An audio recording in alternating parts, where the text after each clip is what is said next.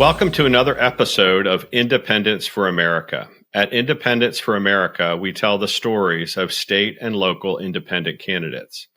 I'm super excited today to interview Donna Charles. Donna is running for governor of Virginia. She's an independent candidate for governor of Virginia. And she also lives right down the road from me and also in Arlington. So we can even talk a little bit about local politics if we need it to. So welcome, Donna. Thank you for having me, Mike. I always like to start with understanding a little bit about you and kind of how you grew up and your values and everything. Could you tell the viewers a little bit about your childhood and kind of what some of the values that were instilled in you? Sure. So I was born and raised in Queens in New York City. And both of my parents are immigrants, U.S. citizens now. They got their citizenship back in the 80s and 90s during that reform era. And where are they from, if you don't mind me asking? Sure. My mother's from West Africa, Liberia in West Africa, and she's a U.S. citizen, as many Liberians are. So she moved back in 2005, obviously has her citizenship here in the United States, but she has moved back to Liberia back in 2005, right around the time of my first deployment. And my father's from the Caribbean, from a country called St. Vincent and the Grenadines. Interesting. Okay. Yeah. So I was born and raised there, went to private schools pretty much all my life, Catholic school. And during that time, I also did a lot of extracurricular activity, cheerleading, dance, field hockey, piano, Girl Scouts, which is one of my favorite things. I was a cookie selling machine. And I think my childhood was relatively normal. My mom and my dad separated when I was very young, but I did have a chance to have a very normal life. Other than that, my father was only 20 minutes away, so he was and still is very much still very much a large part of my life. Yeah, and I do think that a lot of my experience as a child in terms of, going to Catholic schools, having the love and care of parents who were very focused on my sisters and I having the best education possible, is really what led me down the path that I'm on now. All right. Well, we also have a lot in common there. Although I went to all public schools and my father was in the Air Force, but I'm a practicing Catholic right now. So tell us about your decision to join the Air Force, and what did your parents think about that, and maybe even some of your people you grew up with? Sure. So I'm the first person in my family to join the military, even though, my dad he jokes around about doing some beach landing training during his high school in Barbados, which I don't know if I would. I think that would probably be fun training, beach landings. But anyway, I was the first one in my family to join the military. And I think there was a little bit of shock, not necessarily because of any animus my family members have towards the military. I think that they had a very different path in mind for me, either a doctor, lawyer, etc. My decision to join the Air Force had a lot to do with not only my patriotism instilled as, a young girl. Girl Scouts was one of the best opportunities for me to really develop a strong appreciation, not just for resourcefulness and creativity, but also serving my country as a very young child, right? Doing a lot of public service. Right. But it was also a phenomenal opportunity I was considering medical school through the USHIS program that they have. So I considered that and I said, okay, well, I'll join, I'll go join the Army. And my best friend, Ange, what I went to college with, she was like, well, I'm in the Army. So were you in college at the time, or is this... No. We went to college together and then we graduated. And after I graduated, that's when I started thinking about joining the service. Okay. And she and I were still in touch. And she said, well, I'm in Bad Aibling right now and I'm in the Army and I think you should consider the Air Force. So I did that. And I was really very fortunate because the accessions recruiters that I spoke to, the enlisted recruiter saw right away that I had a degree and was like, oh, well, I can't help you. You need to go to a accessions recruiter. Mm-hmm. And I understand that not everybody has that same experience. So I went to an accessions recruiter, also had a great opportunity there to meet someone who was very knowledgeable. And that kind of sealed the deal for me. And everything was sort of downhill or uphill, downhill. from there. Downhill. Easy street. Easy downhill. Yeah. And I wouldn't say it was easy per se, but I think I had a very good experience transitioning in the recruiting into that process and everything. Yeah, through the recruiting process, right. Right. And so my initial AFSC or specialty code was 21 Mike or missile maintenance. So that's where a lot of my experience with ICBMs and nuclear deterrence came from. And then I cross-trained early in, like 2 or 3 years in, I cross-trained to become an intel officer. Okay. And so that's where that transition happened. But I had a great time stationed at Minot Air Force Base in North Dakota. Why not Minot? And most people say bad things about Minot, like there's nothing to do there and everything. Well, I mean, I don't know. I know it's changed a lot since I was last there, but it was definitely true at that time. There wasn't a lot to do except for like Norris Coast Fest, which we volunteered for every year, which is great. I had a great time in Minot. All of my closest friends that I still have very strong relationships with were from my time at Minot. Well, you get, when you're in an isolated location like that, you get very close to your fellow service members. So they say the same thing a lot about Gitmo, that when you go to Gitmo, I remember way back when where there was people who were really opposed to bringing cable TV to Gitmo because they loved that people would always have dinner parties and things like that. And they were worried that, TV would kind of change things for them. You mean cable other than AFN? Yeah. So like more than that. Yeah. More than Armed Forces TV and radio. So, so we have a lot in common. I'm a military dependent. My father was he's passed away now, but he was a colonel in the Air Force, and we lived over in Germany twice and things like that. And he was mostly involved in procurement and acquisitions and things like that. So, all right, let's go off to some other things. So, when did you get out? And then what were some of the things you did after you got out? Sure. So I left active duty in 2007. My last duty station was Altus Air Force Base in Oklahoma. And my transition out of the service was within weeks of me returning from my last deployment to Iraq. And so I got back, I would say probably March or April. And you were an intel officer over in Iraq then? Yes. Okay. I did 2 tours over there as an intel officer. My first was with my first tour was with USACAPOC with a civil affairs and PSYOP unit. And my second tour was with MNFI. I was an ISR watch officer for MNFI, what was MNFI at the time. So I was over at the Perfume Palace, sitting pretty over there. But yeah, so I got out around 2007 and I transitioned immediately to this area, to Northern Virginia, and started off with Booz Allen as a contractor. And I did that for a relatively short period of time as I transitioned into the civil service. But yeah, it was a really great experience. I met a lot of good people here. And again, going back to that Minot experience, when I got here, my main touch point was one of my best friends that I met at Minot Air Force Base, who was working at the Pentagon at the time. So those connections run deep and are really strong.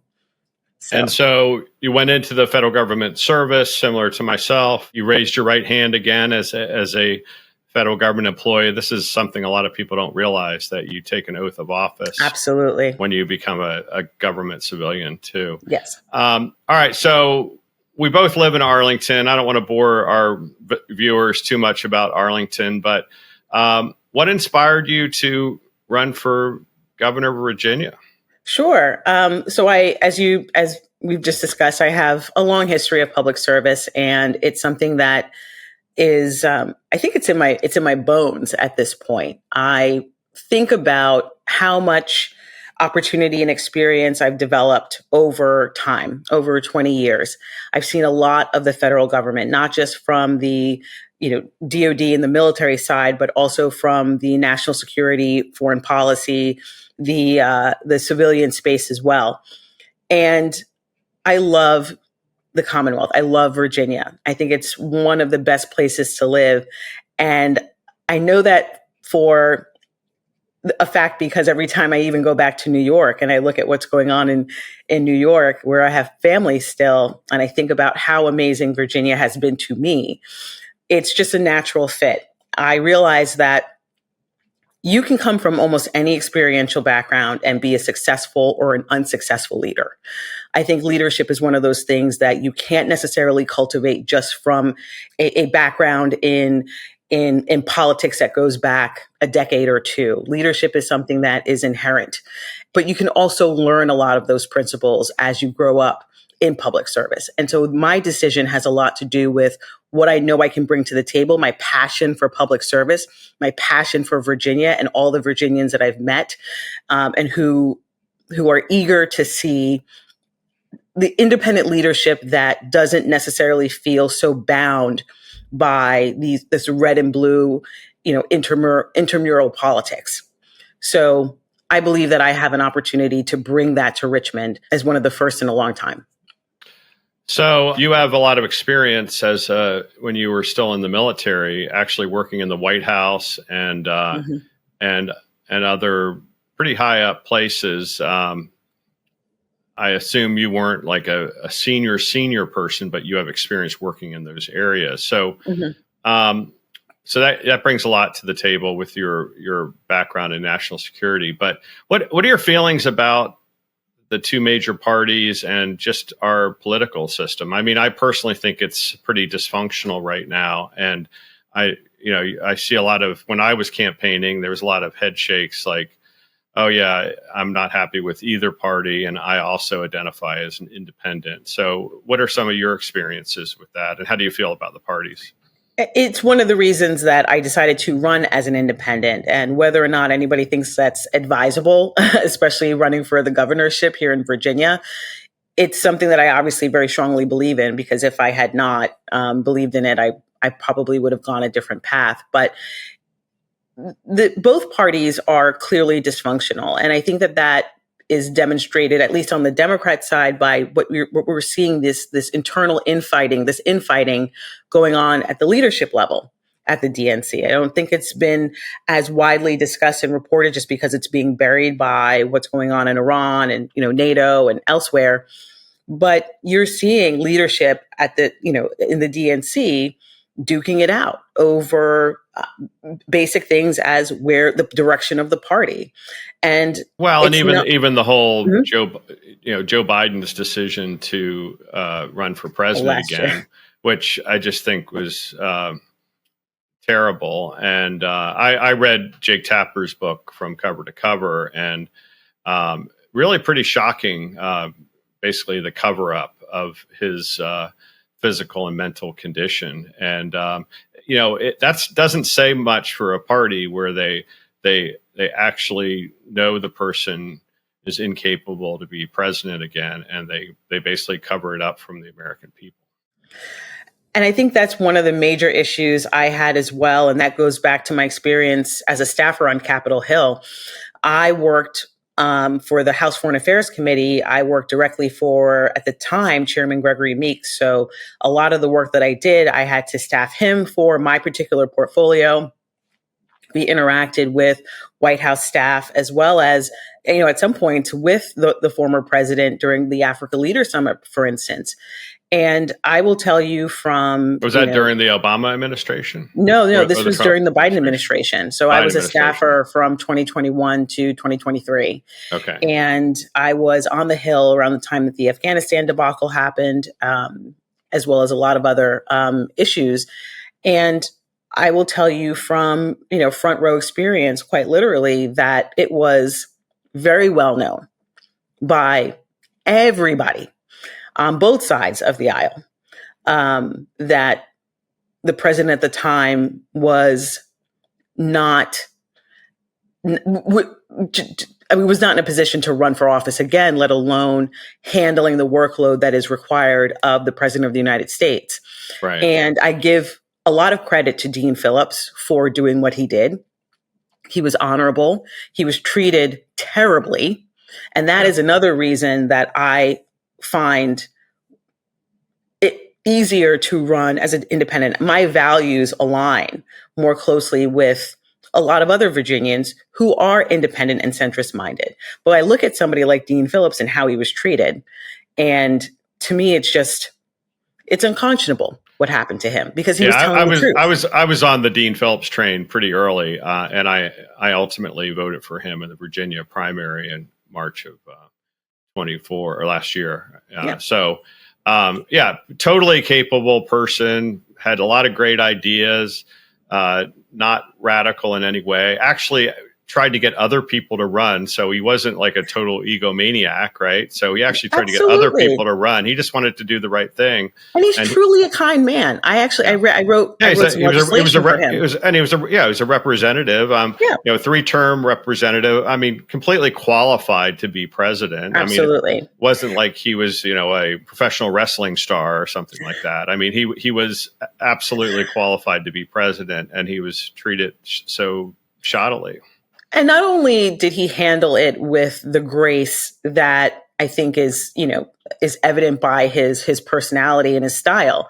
I mean, he's not even in the aftermath of all of this, he could be the smaller person and crow about how he was right all along. Mm-hmm. But every interview, every interaction I've seen him have in the aftermath, when all of this is coming out, to me, again, is a testament to his class, to his professionalism, to his dedication to this country above party. He has been so gracious and has taken every opportunity to say that, what we're seeing now is more of a symptom of a broken party and political system rather than taking jabs at any one particular person who came at him, essentially. Absolutely. So, yeah. And as a veteran yourself, you've heard of the term, systems thinking, right? So you got to think of the whole system, and a large military is a system, and also it needs to be in coordination with diplomacy and economic stuff, right? And the dime ILE. The whole the dime, right? Yeah, absolutely. And a lot of people that are not in the military don't really understand this. They think it's some charismatic leader is the most important thing, but really it's the whole system. If the system is broken, then you're not going to achieve the desired outcomes. And right now we have a dysfunctional political system in America.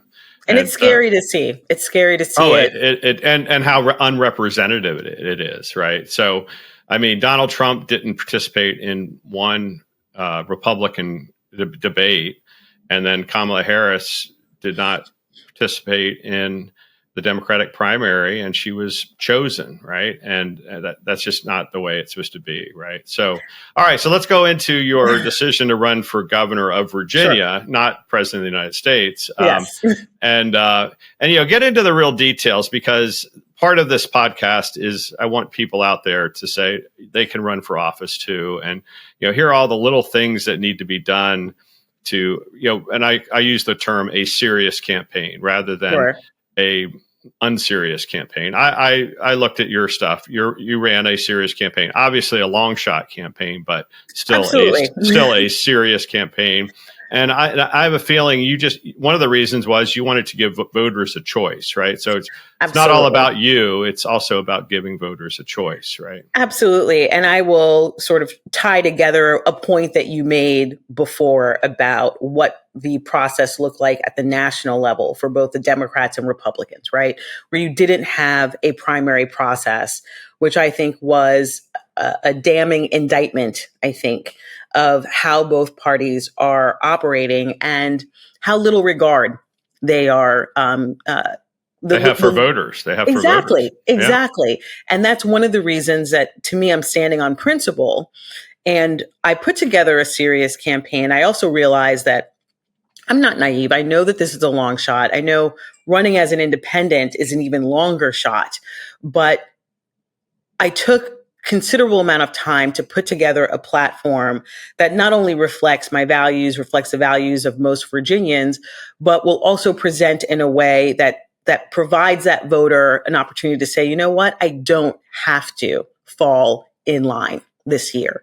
Right. And I look at this person's credentials. I look at this person's platform, where you have everything from a smart school choice program, which I can talk about a little bit later when we get into the specifics of my platform, to preserving and expanding access to healthcare, to ensuring that we're looking at opportunities in the trades and other other economic improvement opportunities. All of these things can be part of a candidacy that appeals to the masses, to appeals to a large swath of the residents of the Commonwealth. So I decided to run for governor as an independent because I realized I'm giving people an opportunity to say, you know what, I can go a different route. I don't like what I'm seeing over here, and I don't like what I'm seeing over here. And I can get somebody who is most aligned with my values straight down the center. Right. No, I totally agree with that. All right. So you made the decision to run. What are all the little steps you got to do to get your name on the ballot? And we've had some issues at the end of the campaign. If you want to, why don't we start with the beginning and then you kind of go progress and, even talk about knocking on doors and talking to voters and things. Sure, absolutely. And it's an unfortunate development. I won't bury the lead. So I will not be on the ballot, and I'm running as a write-in candidate. And that's primarily because of a catastrophic issue that I am very well aware is sabotage that was conducted against my campaign. But we'll go into the very beginning part of it. Even before you start filing your paperwork with the Department of Elections, which it doesn't open up until the January 1st, I think. Yeah, January 1st. Prior to that, you have to start looking at all of the steps that you need to take to set up a campaign that will be somewhat viable and functional. So in my case, because I'm running a grassroots campaign, I found, I had to find a local bank, an institution. I had to work with the Department of Elections to obtain the voter registry information, which again costs a significant amount of money.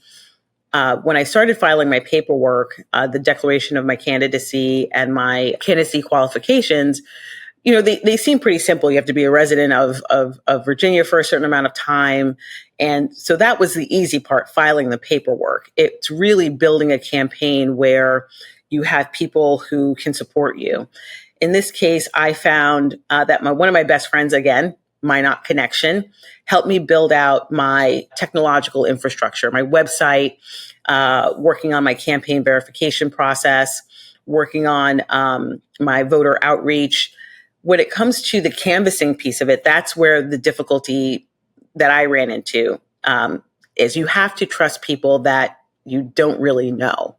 And so the petition process ended up where I had to use a hiring platform to get out to a lot of the areas that fall within the congressional districts. Out in Roanoke, I hired somebody who I thought was an honorable, upstanding citizen. And it turned out that part of the door knocking, canvassing, the signature gathering for the petitions that you need, the 10,000 signatures that you need, this person, within weeks of having to submit this paperwork to the Department of Elections in Richmond, this person, whose identity is generally known to me, her whereabouts are not, made off with hundreds of signatures that we collected in the Blacksburg, Roanoke area, all the way down to Big Stone Gap.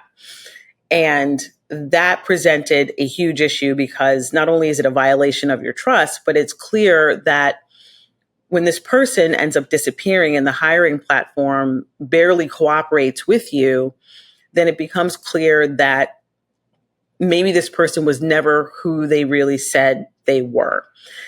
And I can understand if this were a very unique experience, but as I go through this process and working with law enforcement and doing the research, other candidates have faced this type of sabotage.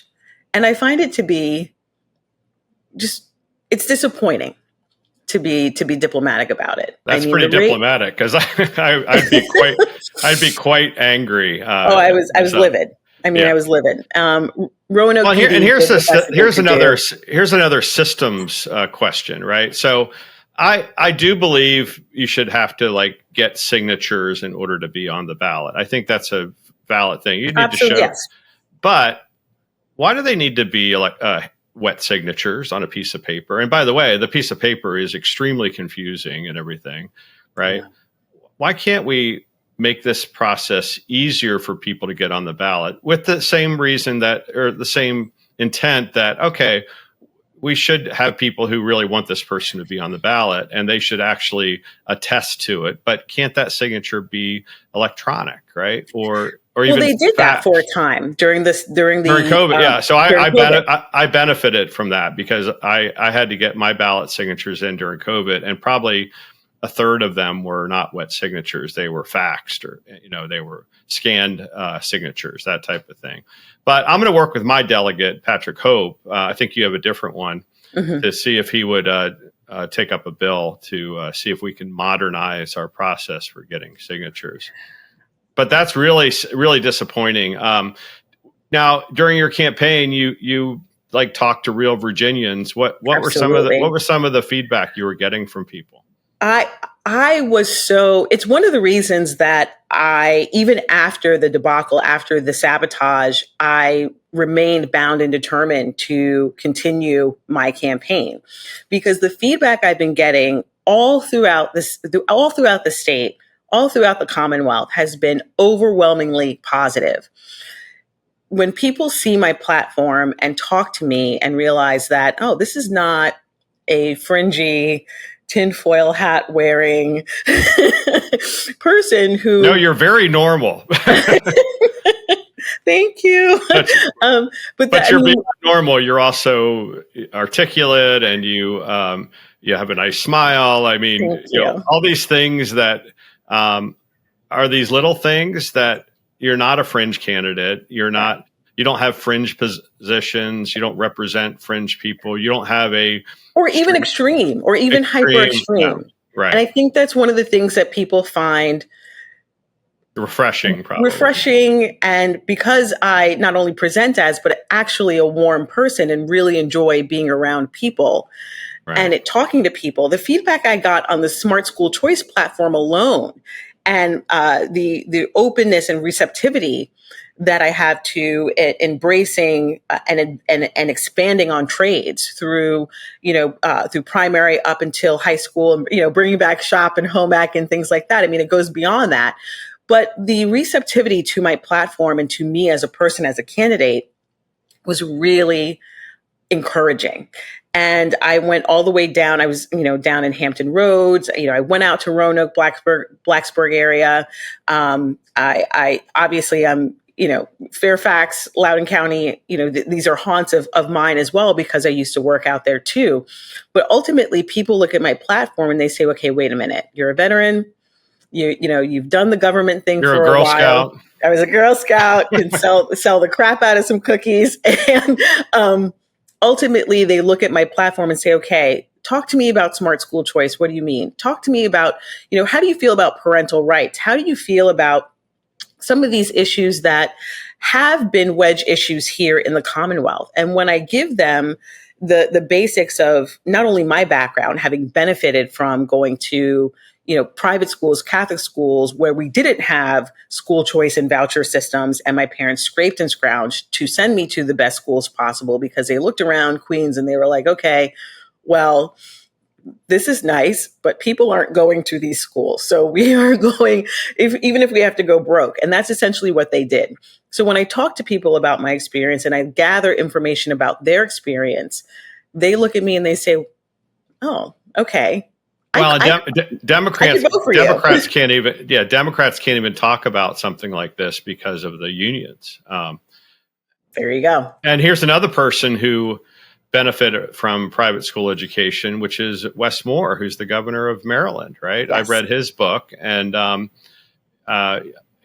his parents scraped, but I think he's originally from New York also. I don't know what part of New York. I don't remember what part, but he had a rough upbringing, a little bit, not rough, but yeah, I mean. Yeah, and he, they had to scrape to get the money and everything like that. And I mean, I don't know what the answer is.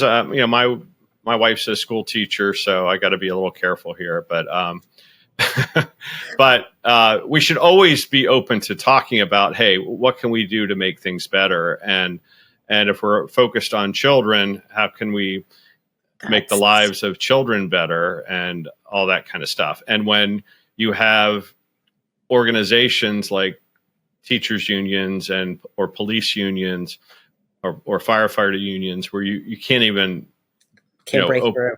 You can't even open the discussion on how we can reform things. It was interesting during the Black Lives Matter movement where they were talking about police reform, but they couldn't do the reforms because of the unions. And most of the cities are run by Democrats, and that's where most of the police reform needed to take place, but they couldn't talk about those issues.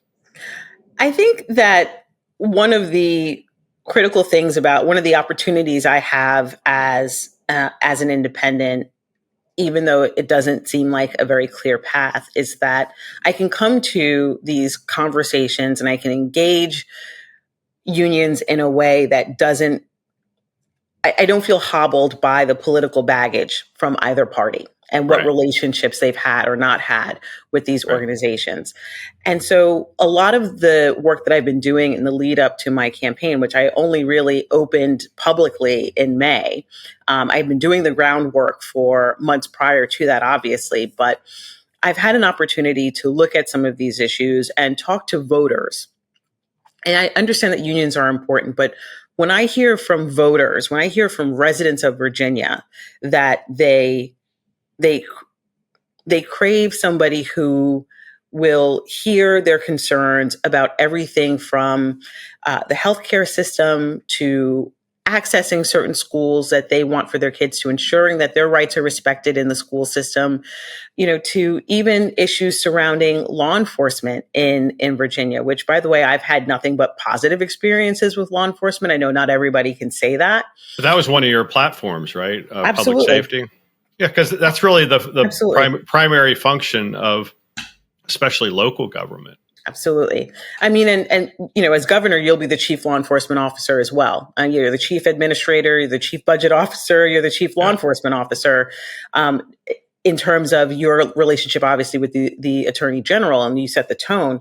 But my goal with law enforcement is to ensure that they have the tools and resources they need, not just from an equipment and an issue perspective, right? What they're issued to do their work, crowd control, et cetera, but also the aftercare and, possibly the psychosocial services that I think are important for people who go to these crime scenes and see some of the most horrific situations unfolding in front of them.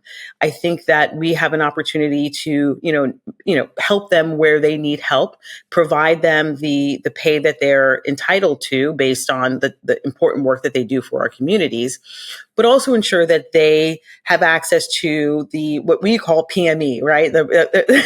Giving them an opportunity to have that professionalization track all the way through their career. And I think it's a great way to build trust in communities if you can, in any way possible, incentivize officers where they're willing to do so to live in the communities that they police. That is a difficult nut to crack, but I think it's something where if you create an incentive program that is completely, at will, they can do it if they want to. But if you create an incentive program, then you may be able to break through some of those barriers. A lot of really good points. Let's go on to a few other issues. So Sure. Are you familiar with the Forward Party? Yes, I am. I spoke to Eric yesterday. What is today? Wednesday? I spoke to him. Was it yesterday or Monday? I think it was Monday. So the chair of the Virginia Forward Party. Yes. We had a good conversation on Monday, and I've had a chance to do a lot of research on the Forward Party. And we had a good conversation on Monday, and I submitted my application as well. One of the things that I appreciate about the Forward Party is that it doesn't appear to be dogmatic. Like they don't look at just, people who are just independent, that they look to endorse people from either side of the aisle as well. So It's really an organization that's looking to, or does have a quite a big tent, if you will. Right. Yeah. I've been involved with them for about 2 years now. And I'm a big fan. I'm actually okay that they don't have litmus tests on certain issues. I actually think that's a a feature, not a bug. A lot of people think it's a bug, but I think it's a feature. Again, you can always find out about the individual candidate, and you can go to their websites, you can go listen to them on podcasts, that type of thing. So I think it's important that you have this overarching forward party, but then voters should make individual choices for each candidate. So, and I do think the pledge is important, though. I like that concept of making sure that voting. Yep. We have good governance and people who actually believe in elections and things like that. And how about the good party? Have you ever heard of the Good Party?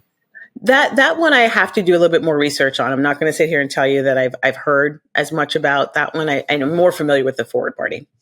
Yeah, so I encourage you to check it out. So they provide a whole bunch of free tools for independent candidates, including that. Oh, yes, they have the website with a lot. Oh, yes, I did see that. Yeah, and you can get a lot of free tools and text support and things like that, so you can get your word out to more people.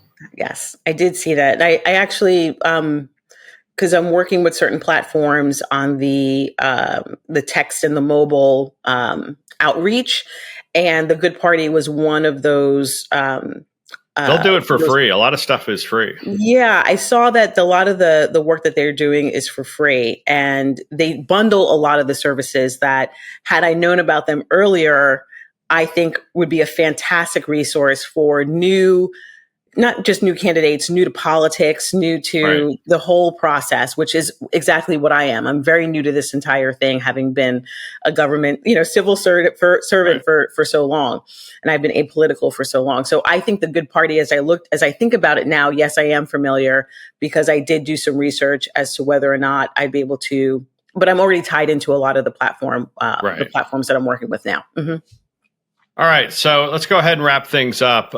So you still are a candidate, and yes. you're going to ask voters to write you in November. Is that correct? Yes, and I think the only upside is that I have one of those names that I think would be very easy to remember, Donna Charles. But yes, my goal is to really ramp up the write-in candidacy, the write-in campaign in earnest through the summer, and working with local community engagement leaders and activists who are very excited about my campaign. And we're going to couple this with a get out the vote, voter registration push. Because another thing that I've noticed during a lot of the canvassing and retail politics I've been doing throughout the last several months is that there are a lot of people who don't even know that there's an election this year. There are a lot of people, and the people who do know that there's an election, don't know who the major candidates are. Yeah, our civic knowledge is pretty shameful at this point for your average citizen. It's kind of scary. All right, well, that's good to know. And how can people help you in your campaign? Thank you for that. So if people are interested in learning more about my campaign, they can go to donnaforva.com, and for is FOR. So it's Donna, FOR, VA.com. That's where you'll find all the information about my platform, my background, and also where you can donate, volunteer, reach out to the campaign.